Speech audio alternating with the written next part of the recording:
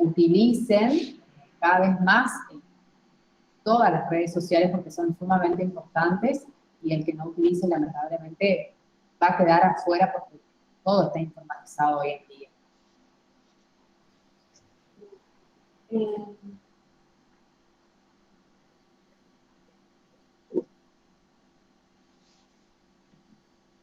Bien, ahí pueden ver abajo, les di un ejemplo de planilla de cálculo, ¿sí? Esta sería más o menos para el área de tesorería. Ahora vamos a ver. Tiene aproximadamente 7 columnas, en donde nosotros vamos a anotar la fecha de una actividad, el tipo de movimiento, si es ingreso de dinero, salida de dinero, el concepto, ¿sí? El importe, la autorización, ¿sí? Hoy que hablábamos de niveles de autorización, autorizado, sí, no, y por quién. Y después observaciones, ¿sí? Son 7 columnas sobre una actividad específica, y ustedes no saben la cantidad de información que nosotros podemos sacar de esta planilla, ¿sí? Ahí ustedes tienen días, ¿sí? Los días en los que fueron aconteciendo, algunos ingresos, otros egresos, ¿sí? Tenemos algunas donaciones, gasto de viáticos, una compra, me parece que puse por ahí, los responsables. Con esta planilla tan simple que les va a llevar 2 segundos, ¿sí? Completar, por cada vez que ingrese el dinero y salga, nosotros en el mes podemos hacer, ¿sí? Un análisis estadístico y decir cuánto se gastó en viáticos, ¿sí? Si nosotros esta planilla la completamos a lo largo de varios meses, vamos a decir cómo evolucionó el gasto de viáticos en el tiempo. Vamos a poder decir cómo evolucionó la cantidad de viáticos de cada persona, autorizada por cada persona en el tiempo, ¿sí? Supongamos que ahí tenemos Luis, Teresa y Mónica. Mónica está abocada a un proyecto, ¿sí? De fútbol, y Luis de básquet, ¿sí? Vamos a ver qué gastos hizo cada proyecto. Entonces, ¿qué más? De las donaciones, ¿sí? La recaudación, una parte la hizo Luis en este mes y otra Mónica. ¿Quién recaudó más? ¿Sí? Si fueron distintos eventos, Luis estaba a cargo de un evento y Mónica de otro, vamos a ver qué evento recaudó más. Y si esto se prolonga en el tiempo, voy a ver, ¿sí? En varios meses, qué eventos me conviene hacer porque son los que tienen mayor porcentaje de recaudación. ¿Sí? Es una planilla tan simple que después yo puedo sacarle tanta información y tanta utilidad. Por eso es que yo les aconsejo que aprendan, que se animen a utilizar, ¿sí? Planillas de Excel. Obviamente, cuando uno no está familiarizado con la herramienta, cuesta mucho, ¿sí? Pero hay cursos online, requieran asistencia técnica, no se queden con la falta de conocimiento, ¿sí? Porque eso es lo peor. Nadie nace sabiendo nada, ¿sí? Nadie nace sabiendo nada. Yo estudié muchos años para estar acá y decir que soy contadora, y al comienzo no sabía nada tampoco. Entonces, lo peor que uno puede hacer es quedarse con la falta de conocimiento y sobre todo tratar de gestionar una organización con la falta de conocimiento. No es vergonzoso, es decir, yo por ejemplo no tengo lástima ni nada de nadie que diga yo no sé.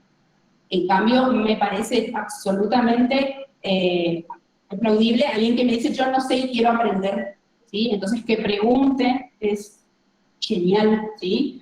La única manera en que ustedes pueden mejorar como gestores de la organización es preguntando y aprendiendo. Entonces, no se queden con el no sabemos utilizar una planilla, no sabemos manejar correo electrónico para estancar la organización, ¿sí? No lo sé, entonces voy a tratar de aprender. Y si yo no puedo aprender, puedo designar a alguien, ¿sí? Para eso soy el administrador. Está bien, yo no sé manejar un correo electrónico, entonces voy a organizar un grupo de 2 o 3 miembros, capaz más jóvenes, que sepan manejar y se van a dedicar bajo mi dirección y mi control del uso de la herramienta, ¿sí? Entonces, no se queden en la falta de conocimiento. Sobre todo hoy en día que tenemos herramientas gratuitas y que están al alcance de la mano y tal vez uno no las conoce, solamente por eso no las usa, ¿sí? Porque todos en algún momento no supimos usar celular, y todo el mundo sabe utilizar el celular, ¿sí? Entonces, no se queden en eso.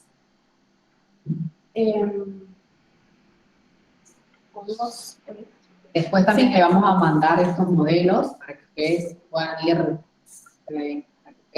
ir viendo toda la explicación que le hizo Karina, y que la verdad que es muy importante. Y también Ustedes van a poder lograr agilizar el trabajo diario que se hace dentro de su asociación o su fundación, utilizando estas herramientas.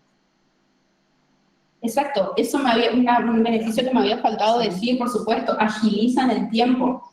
Ustedes se imaginan si comparan lo que les lleva a completar un cuaderno de entradas y salidas, escribir, ¿sí?, en el cuaderno, es exactamente el mismo tiempo, si no es mayor, al tiempo que les lleva a completar un renglón de una planilla de Excel, ¿sí? ¿Qué pasa? La planilla de Excel nos asusta porque no la sabemos utilizar, ¿sí? Pero en algún momento tampoco supimos escribir. Entonces, hay que animarse a utilizar las herramientas. Y si no podemos, designamos a alguien que lo pueda hacer, pero utilizar la herramienta, ¿sí? Utilizarla. Bueno, este era el Excel, digamos, que estaba viendo. Ahí también en la columna de observaciones, lo que me olvidé de decir, tienen una observación de que faltaba una firma. Entonces, también estadísticamente yo puedo decir, Teresa tenía que autorizar actividades y no lo está cumpliendo, ¿sí? Puedo ir a Teresa y exigirle esa actividad que se le delegó y por la cual es responsable. Entonces, tiene mucha utilidad la información que ustedes pueden sacar para todos los ámbitos, tanto para trabajar con las personas, como para trabajar con los números, como para definir la planificación, ¿sí? Yo voy detectando qué eventos recaudan más, voy detectando dónde se están haciendo más gastos, si el gasto, quién los autoriza, o sea, le da toda la herramienta para que ustedes puedan retroalimentar, o sea, nutrir ese proceso de organización. Sí.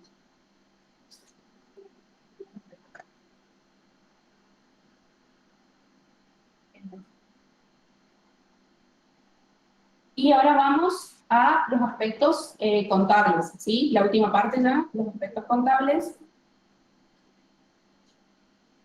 El sistema de información contable, sí, se trabaja paralelamente al sistema de organización. En el sistema de organización, ¿yo qué hice? Asigné tareas, planifiqué, organicé, dirigí, controlé.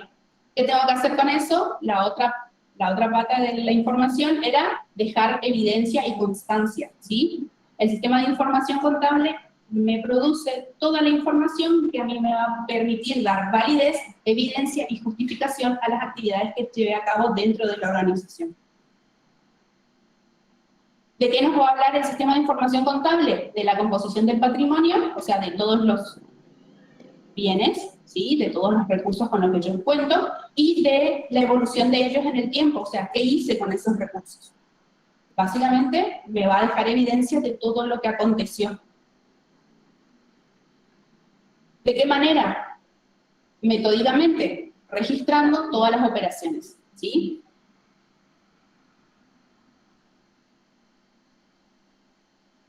Para sistematizar un sistema de información contable, esto ya es un poquito más técnico, ¿sí? Pero bajado a la realidad ustedes lo van a entender. Todo sistema de información necesita un lenguaje común, ¿sí?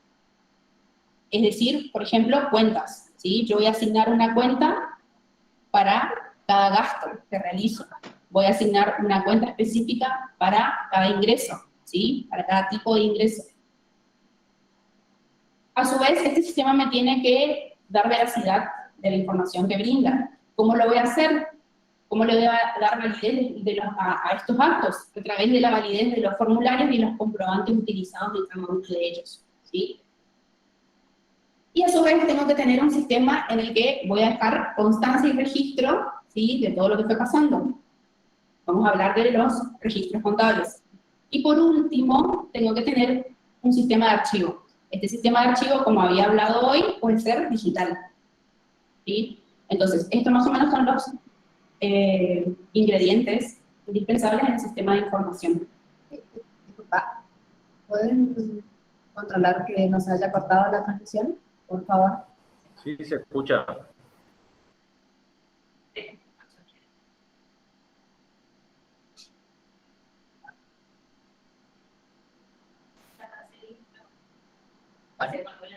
Bueno, vamos a esperar un minuto entonces.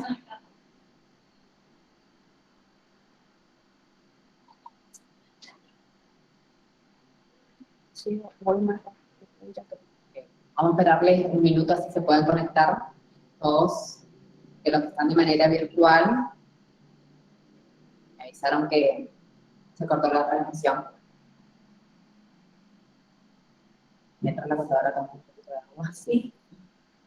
Bueno, mientras vamos retomando y se van sumando, agradecemos a todos ustedes por su presencia y como hacíamos hincapié al principio de la charla, en el trabajo que se articula de la elección, se ha puesto en marcha a través de la colaboración del Ministerio las herramientas necesarias para que ni la asociación ni la información de toda la provincia puedan regularizar. Desde que nosotros, precisamente físicamente, estamos acá, desde el Ministerio, eso como pudieron ver, a la derecha, y estamos a disposición para brindarles todas las herramientas necesarias y dejar en claro que somos solamente nexo o puente con la inclusión de personas jurídicas para poder brindarle el apoyo, como decía la contadora, ¿no? La parte técnica y también a veces logística, que está brindarle, por ejemplo, formularios que se necesitan para poder establecer el trámite pertinente que ustedes tienen que llevar a cabo, ya sea establecer o, por así decirlo, la contadora, perdón, regularizar su situación a través de una asamblea extraordinaria o a través de un formulario, por ejemplo, el 9, darle el cambio de domicilio, de autoridades o con respecto a lo que tiene que ver en el tema del contacto, que es importante para generar el ejemplo de con ustedes. Hasta acá, mientras se va sumando, fue clara la contadora, es una pregunta que mientras tanto se la puede ir respondiendo.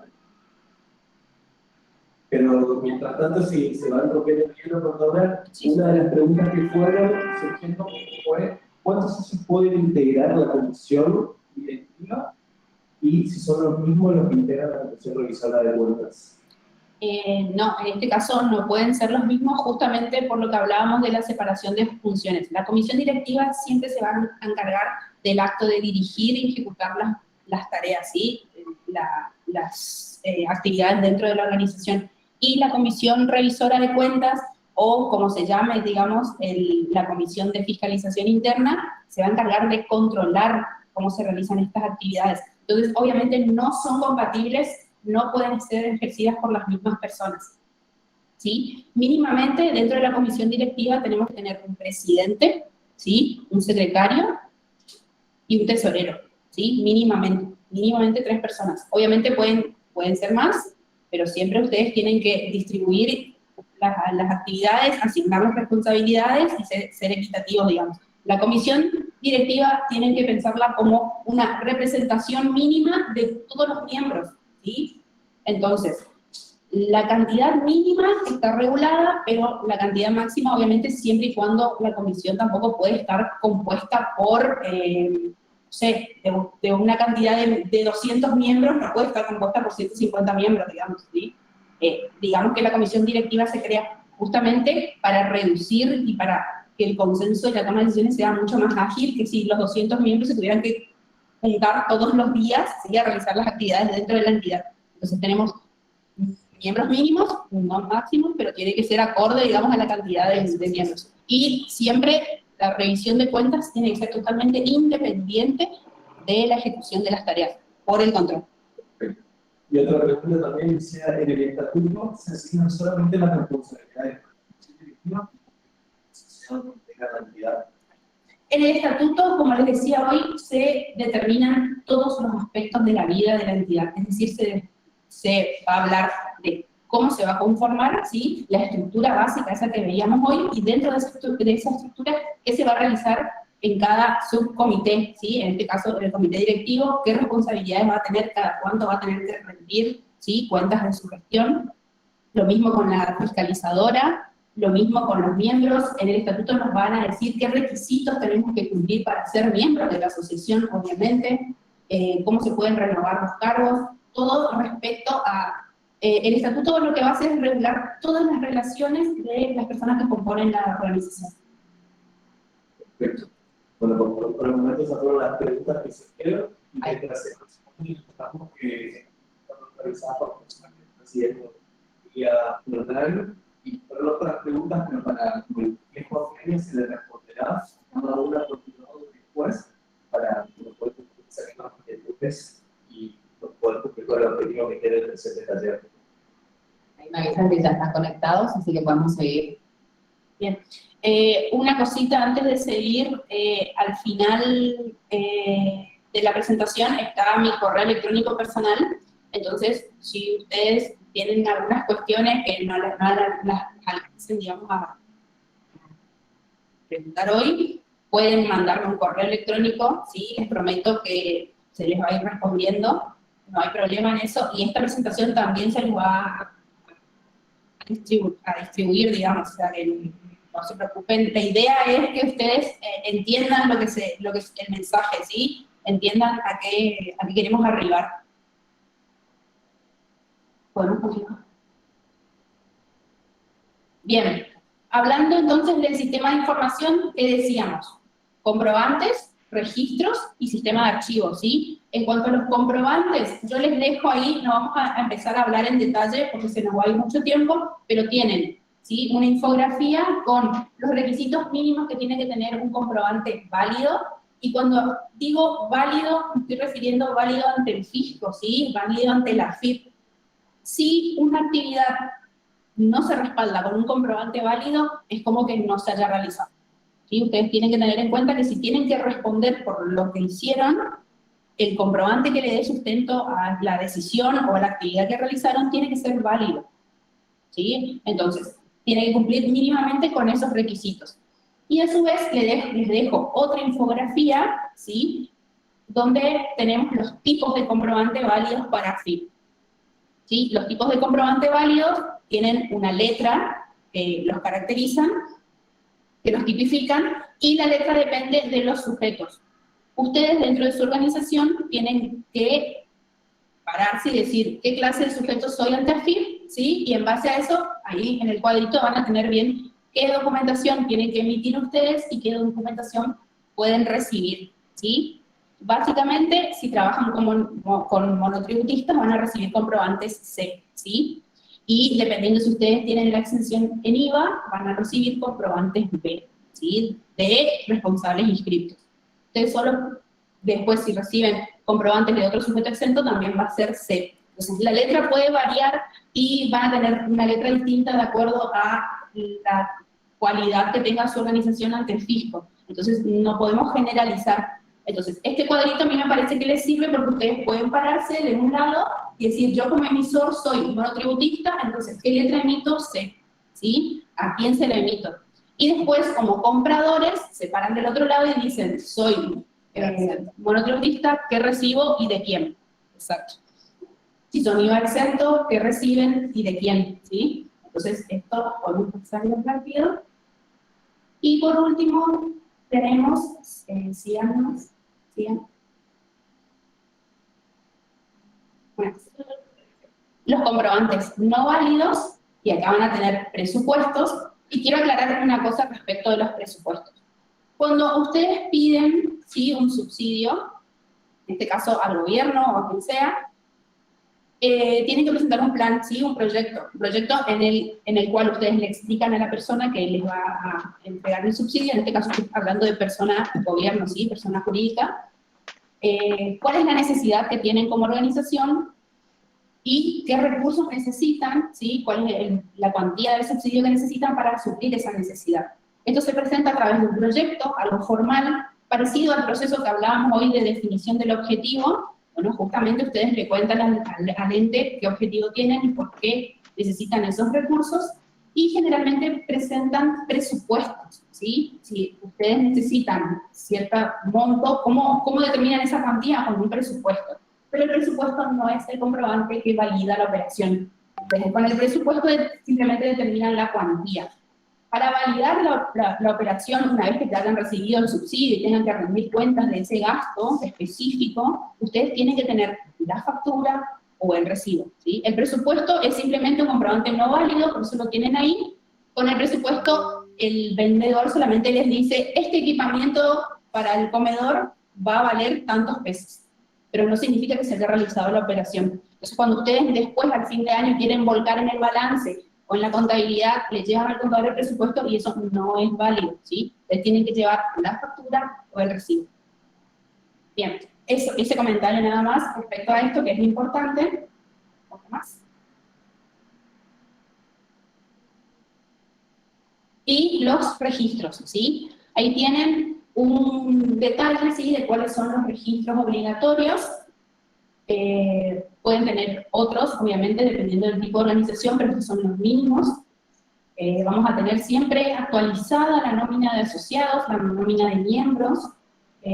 Vamos a tener el libro de actas, como decíamos hoy, vamos a transcribir todo lo que pasa en las asambleas. Vamos a tener un libro de inventarios y balances, donde va a constar justamente la composición, ¿sí?, los recursos que ustedes tienen a determinado momento y su evolución en el tiempo. ¿Eso cómo se va a hacer? En una estructura formal que es el balance, ¿sí? El balance de la empresa, el estado contable, mejor dicho. Ese estado contable es de auditoría externa, ¿sí? O sea, ese estado contable formalmente tiene que ir auditado, controlado por un contador público, ¿sí? En eso sí nosotros tenemos que prestar obligatoriamente la asistencia para realizarlo. Una vez que se realiza el estado contable, que todos los miembros, ¿sí?, lo aprueban, en el estado contable se resume la gestión de todo un año. Entonces, una vez que se aprueba en la asamblea correspondiente, lo que se hace es transcribirse en el libro de inventarios y balances. El libro caja, ¿sí?, que es el libro donde se van a llevar todos los ingresos y egresos. El libro sueldos, si se cuentan con empleados en relación de dependencia, ¿sí? El libro sueldos es obligatorio. Y por otro lado tenemos el libro diario, donde están todas las actividades que se realizaron durante el año. No se asusten, que el libro diario se puede llevar por asientos mensuales, o sea que se pueden agrupar las actividades iguales en un solo asiento mensual. Y los subdiarios impositivos, dependiendo de la actividad que realicen, ¿sí?, pero van a tener un subdiario ventas, ¿sí?, y un subdiario de compras, mínimamente. Todos estos libros, sí. Ay, perdón. Acá estamos hablando de todos los libros obligatorios para asociaciones. Claro, estamos hablando de los libros obligatorios para asociaciones. Y en el caso de fundaciones, sacamos el libro de asociados. Exacto. No es obligatoria la nómina de asociados para las fundaciones, eso es cierto.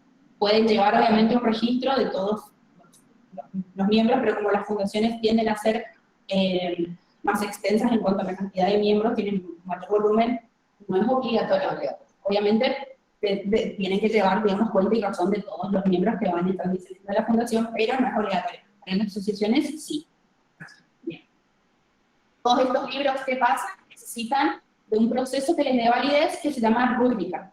La rúbrica del libro también es un trámite que se realiza ante la Inspección General de Personas Jurídicas, ¿sí? Los trámites también están en la página, pero si ustedes tienen dudas sobre alguno, manden su consulta. ¿Qué es la rúbrica del libro? Simplemente se ve que la Inspección General de Personas Jurídicas ve que el libro cumple con todos los requisitos formales, le pone un número, una fecha y lo habilita para que se empiece a utilizar, ¿sí? Esa es la rúbrica del libro, la formalidad. Y otra cosa también, recordarles que estos libros van a empezar a utilizar cuando ya obtienen la personería. Exacto. Junto con el trámite de obtención de la personería, ya tienen que iniciar el trámite de rúbrica de libros para empezar a plasmar todas sus actividades en esos registros.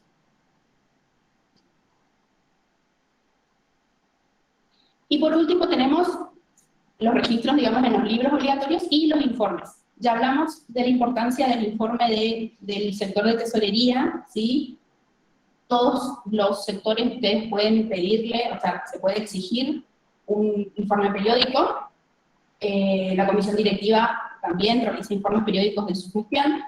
Y por último tenemos los estados contables, que ya les hablé un poco. Lo que tiene de particularidad el estado contable es que tiene una auditoría externa y que debe ser realizado por un contador público. El estado contable resume toda la gestión, ¿sí?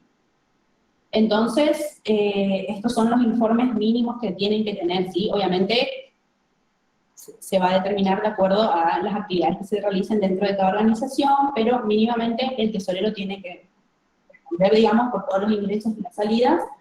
Tiene que haber informes de acuerdo de si hay proyectos, ¿sí? Tiene que haber informes de cumplimiento de proyectos, y si tiene que haber, si hay subsidios, tiene que haber informes de cumplimiento, ¿sí?, del proyecto, de cómo se invirtió el dinero. La constancia, ¿sí?, de cómo se realizó cada actividad, ustedes la tendrían que ir llevando periódicamente. Si tienen un contador, que es el que ya va a auditar los estados contables, intenten llevarle periódicamente la información, ¿sí? Porque ustedes, imagínense que si hay que auditar que un subsidio se gastó de una manera correcta, no podemos ir 7 meses después, ¿sí?, a tratar de comprobar que algo se realizó en tiempo y forma, ¿sí?, si no hay evidencia de eso. Mínimamente, por lo menos fotos de que se realizaron. Si era la construcción de una sala nueva, ¿sí?, el subsidio ingresó en la cuenta de la entidad en cierto mes, mínimamente tiene que haber, ¿sí?, en los meses siguientes, una prueba documental, fotografías de que se realizó, ¿sí?, de que no se utilizó el dinero de ese subsidio para otra cosa y después a fin de año con otro dinero de otra recaudación se intentó llegar a cumplir con, ¿sí?, el objetivo del subsidio. Si eso pasa mucho. Entonces, mínimamente, por lo menos, ¿sí?, tienen que periódicamente ir con el contador y llevarle cuenta para que él vaya obteniendo toda la evidencia de lo que fue pasando, ¿sí? Porque si no, después, como la obligación del estado contable es una vez al año, tratan de ir con toda la información que pueden recabar al finalizar el año y el contador no puede realmente controlar, auditar y certificar que algo se haya realizado en tiempo y forma si no tiene la constancia, ¿sí? Porque estamos hablando de 12 meses hacia atrás. Eso es algo para tener en cuenta, ¿sí? Tengan mucho cuidado en lo que es la inversión, ¿sí? Sobre todo los subsidios. Se piden, acuérdense, son específicos. Tienen que gastarse en el proyecto por el cual se pidieron, ¿sí? No existe un subsidio simplemente para gastarse en cualquier cosa, ¿sí? Eso se llama préstamo y lo da una entidad financiera. Y también, si trabajan con entidades financieras, les van a pedir requisitos formales, es decir, que presenten sus libros, sus registros, y no solo el gobierno, no solo el Estado, ¿sí?, también las entidades. En realidad, cualquier ente con el que ustedes se relacionen, incluso la persona a la que le vayan a comprar materiales o el supermercado, les va a pedir cuál es tu información impositiva, ¿estás inscrito? ¿Sí? Para saber mínimamente qué documentación emitirle, qué factura, qué tipo de factura. Entonces, ustedes ven que todo se tiene que llevar cuenta, razón, evidencia y justificación. La forma es con la validez de los comprobantes, es decir, con un sistema de información contable. Perfecto. Y acá vamos cerrando.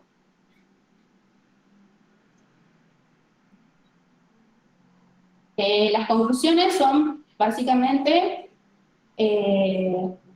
lo que yo quiero que ustedes se vayan sabiendo hoy es que tienen que determinar bien los objetivos de la organización de la sociedad civil que tengan, tienen que gestionar eficientemente los recursos. ¿Por qué? Porque tienen que responder por esa gestión, ¿sí?, por el uso de esos recursos. ¿Cómo lo van a hacer? A través de una estructura formal, procesos, herramientas, ¿sí?, tanto de organización administrativa como de sistema de información. Esto es todo. Por supuesto que los esperamos en las próximas capacitaciones, ¿sí? Y, por supuesto, resolvemos dudas. Al final, si quieren más, tienen mi correo electrónico, ¿sí?, y donde pueden evacuar más dudas técnicas o puntuales sobre el tema. Muchísimas gracias, contadora, y antes de concluir, vamos a las preguntas. Pregunta si se puede reemplazar el libro diario por... Me llamaron, todo eso me llamaron. Para ver si no cambiaba de opinión, ¿viste? Porque Los quería... laboratorios, sí, que están acá, tienen que cumplir con ciertas formalidades y una Ahora de no esas está es acá, sí, un contrato estar de encuadrados y planta publicados. En el organismo, en la Inspección General de Personas Jurídicas, se puede realizar un trámite, ¿sí?, para llevarlo por hojas móviles, se llama, es decir, hojas impresas, ¿sí? Si nosotros no realizamos ese trámite, no lo podemos llevar así y tiene que ser en un cuaderno, ¿sí? Pero existe el trámite y, obviamente, inscripción, como decíamos hoy, ante Inspección General de Personas Jurídicas, inscripción, rúbrica de libros, y junto con la rúbrica ya pedimos las hojas móviles para el libro diario. Sí se puede hacer. Si no realizan el trámite, no, lo tienen que realizar. Bueno, perfecto. Esa fue nuestra pregunta y recordamos que la demás la tenemos bien privado, porque tenemos el tiempo. Y su persona queremos agradecer al al Consejo Profesional de Ciencia de Corrientes Mexicanos y a las personas que están en otros puntos que se puedan acá, invitando para el próximo módulo que se llevará efectos dispositivos y causales, y claramente con la misma metodología, tanto virtual como presencial. También queremos, antes de pasarle la palabra a la doctora, recordamos contacto de la contadora desde la Dirección de Relaciones Institucionales, cualquier actividad o cualquier herramienta o motivación, inquietud que tengan, estamos a disposición para responderle y asesorarles de lo que ustedes desean. Directora. Sí, bueno, muchas gracias a todos los que nos estuvieron acompañando durante esta tarde. Espero que hayan podido sacarse dudas de aprender del mundo, ¿no? Porque es un mundo, todo lo referido a las organizaciones de la sociedad civil. Muchas gracias, contadora Karina José, por estar brindando toda la información y enseñando y dando ejemplos también, que son muy necesarios para que los miembros de las asociaciones y fundaciones puedan encaminar a su entidad. Acá vamos a dejar todo lo referido a la Dirección de Relaciones Institucionales, los números de contacto, nuestras redes. También contarles que esto va a quedar en la plataforma del Ministerio de Coordinación y Planificación. Y si tienen alguna pregunta o alguno no se animó a hacer, digamos, alguna consulta, nos pueden escribir, nosotros vamos a estar contestando durante la semana. Bueno, nos vamos a reencontrar el día que viene, mediante a las 19 horas, con el segundo módulo. Con 6 módulos. Bueno, la idea es que ustedes puedan aprender, puedan llevarse información de cómo encaminar a su asociación o fundación. Próxima vamos a encontrarnos con otro miembro seguramente del Consejo Profesional de Ciencias Económicas. Muchas gracias. Todo el equipo de la Comisión de Responsabilidad y Balance Social que están acá, están haciendo el aguante. Y bueno, muy feliz por este primer módulo, por toda la información que nos dio contadora Karina Cosio. Y bueno, cualquier otra duda que ustedes tengan, no duden en escribirnos. Cualquiera de las redes o nuestro número de contacto está ahí, en la pantalla creo que se ve bien. Así que, bueno, nos despedimos. Muchas gracias. Muchísimas gracias por lo presente y espero que tengan buenas noches. Buenas noches.